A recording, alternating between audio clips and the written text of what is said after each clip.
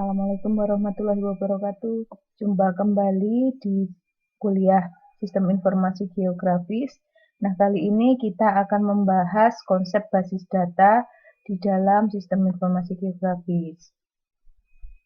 Nah, outline materinya adalah nanti data pada SIG, basis data spasial, spasial DBMS, kemudian spatial query language, model spasial DBMS, kemudian analisis spasial.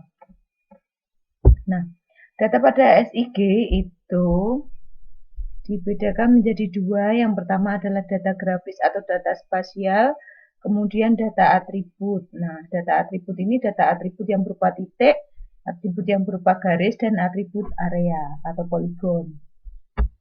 Basis data spasial adalah kumpulan dari tipe data spasial, operator, indis, dan strategi pemrosesan. Basis data spasial adalah suatu basis data yang memiliki fitur untuk menyimpan fitur-fitur pada objek-objek ruang semesta termasuk titik, garis, dan poligon. Nah, kalau objek spasial itu sendiri dia mempunyai bentuk geometris, ukuran, dan juga lokasi koordinat. Dan dia bisa berubah menurut waktunya. Basis data spasial meliputi 3 bidang ilmu, yaitu basis data, grafika dan citra, dan kecerdasan buatan.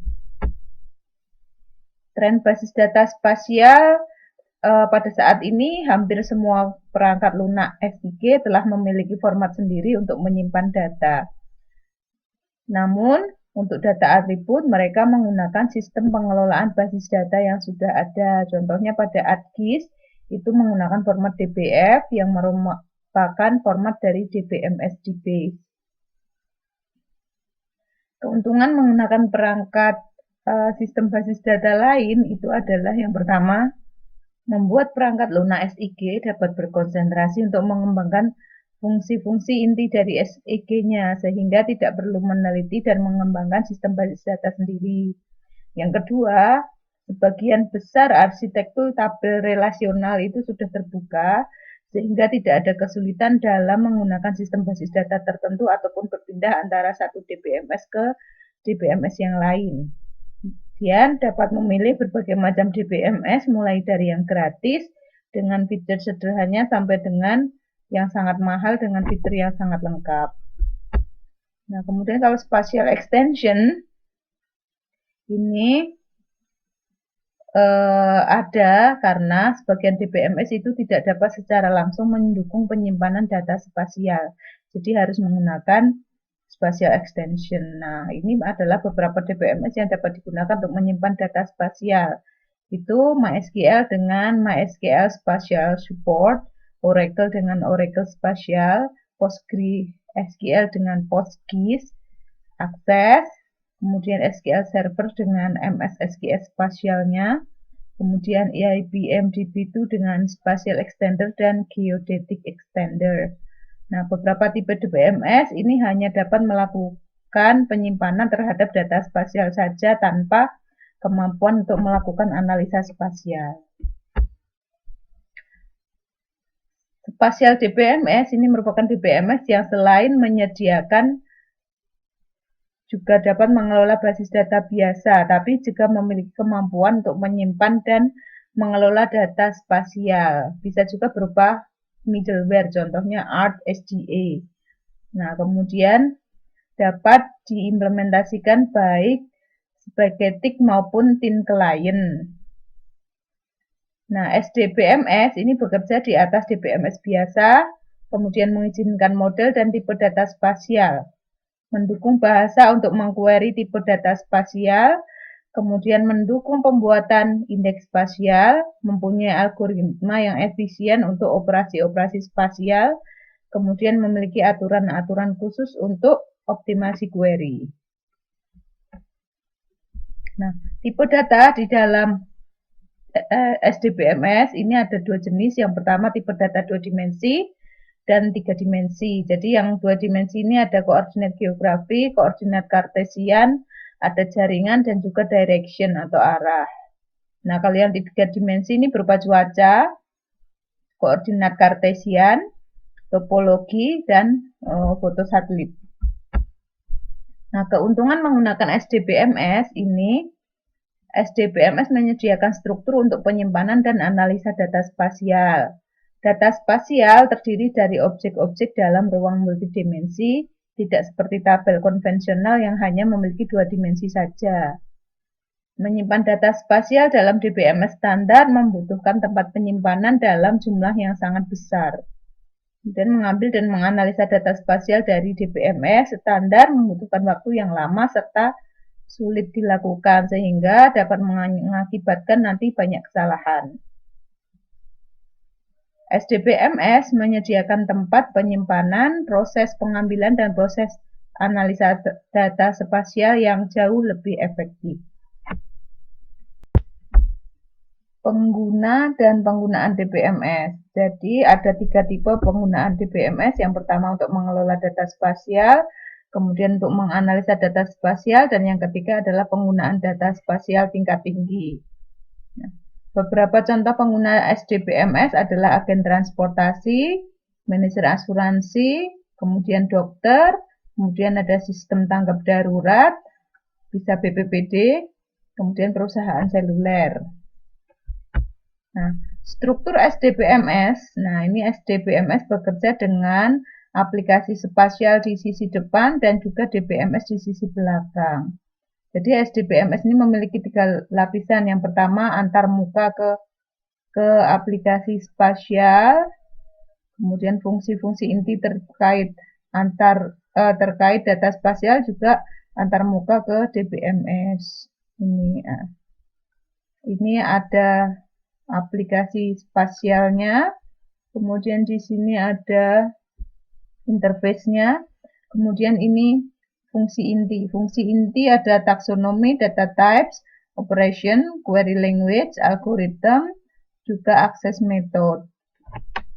Kemudian di sini interface to DBMS-nya, ini DBMS-nya. DBMS digunakan untuk menyimpan datanya, ini untuk menyimpan fungsi spasialnya.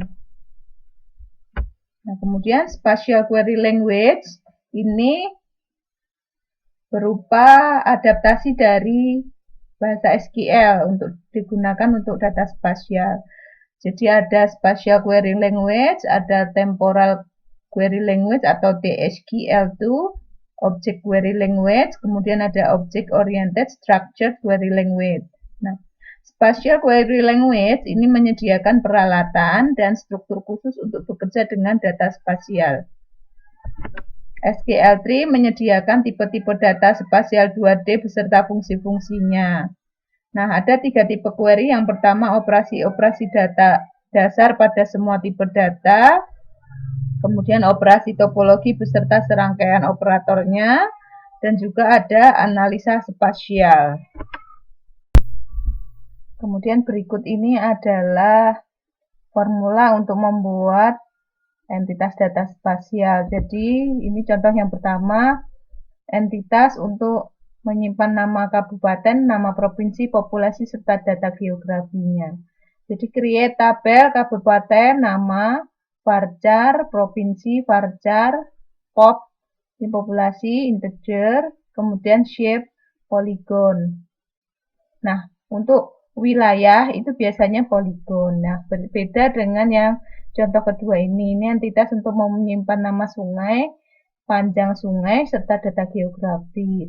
Nah, create tabel sungai, nama, varchar, panjang sungai, integer, kemudian shape-nya dalam bentuk line, karena sungai, garis. Nah, ini contoh query spasial. Yang pertama, cari semua kabupaten yang berbatasan dengan Kabupaten Bojonegoro. Select K1 titik nama from kabupaten. K1 kabupaten, K2 where touch, K1 titik shape, K2 titik shape sama dengan 1 and K2 titik nama sama dengan Bojonegoro. Kemudian yang contoh kedua ini mencari kabupaten yang dilewati Sungai Brantas. Seperti ini, select K nama, S nama from kabupaten K, sungai, S, where intersection, K-shape, S-shape sama dengan 1, N, S titik nama sama dengan berantas. Nah, untuk analisis spasial, ini merupakan kumpulan-kumpulan dari teknik yang dapat digunakan untuk melakukan pengolahan data SIG. Hasil dari analisis data spasial ini sangat tergantung dari lokasi atau tempat di mana objek itu sedang dianalisa. Selain itu, analisa spasial juga bisa diartikan sebagai teknik yang dapat digunakan untuk meneliti dan juga mengeksplorasi dari sudut pandang keruangan.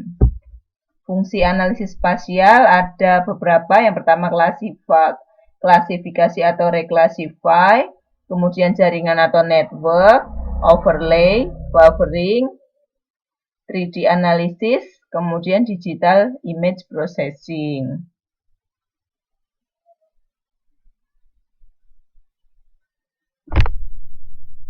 Kemudian jenis analisis spasial, ini ada 7 jenis. Yang pertama query basis data, pengukuran, fungsi kedekatan, klasifikasi, overlay, pengubahan unsur-unsur spasial, dan model permukaan digital. Nah, query basis data ini yang sudah tadi dicontohkan di spasial SQL tadi. Jadi ini digunakan untuk memanggil atau mendapatkan kembali atribut data tanpa mengganggu atau mengubah data yang sudah ada. Kemudian fungsinya dapat dilakukan dengan mudah dengan mengklik fitur yang diinginkan. Namun untuk query yang lebih kompleks dapat dilakukan dengan pernyataan kondisional atau conditional statement. Nah, pernyataan kondisional tersebut melibatkan operator logis yaitu AND, OR, kemudian ini not, dan juga XOR.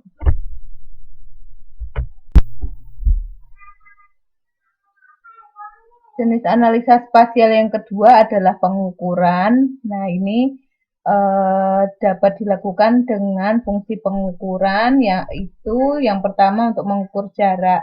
Jadi pengukuran jarak itu menghitung jarak antar dua titik. Jadi dilakukan dengan cara mengklik kedua titik tersebut atau juga bisa juga dengan menggunakan query. Kemudian pengukuran yang kedua mengukur luas. Nah, ini dapat digunakan untuk menghitung luas suatu wilayah. Nah, wilayah itu bisa berupa poligon maupun wilayah yang bertipe raster. Poligon yang bertipe vektor maupun poligon yang bertipe raster. Nah, kemudian untuk menghitung keliling itu digunakan untuk mengukur objek yang bertipe poligon, baik vektor maupun raster. Kemudian untuk sentroid itu digunakan untuk menentukan sentral atau koordinat titik pusat dari unsur-unsur spasial yang bertipe raster, poligon raster. Nah, kemudian analisa spasial yang ketiga itu fungsi kedekatan. Ini adalah sebuah fungsi untuk menghitung jarak dari suatu titik garis ataupun batas poligon. Jadi ini menghitung radius. Salah satu fungsi kedekatan yang paling banyak digunakan adalah dengan buffer. Buffer adalah analisis spasial yang akan menghasilkan unsur-unsur spasial yang bertipe poligon. Nah, contoh dari fungsi buffer ini dapat dilihat pada gambar di sebelah ini.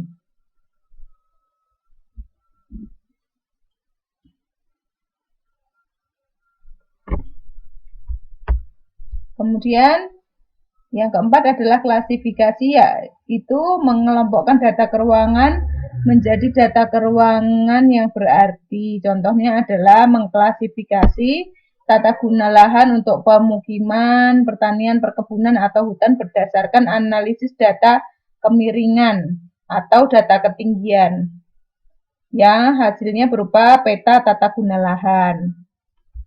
Kemudian yang kelima adalah overlay. Overlay ini menggabungkan beberapa unsur spesial menjadi unsur spesial yang baru. Jadi menggabungkan layer-layer.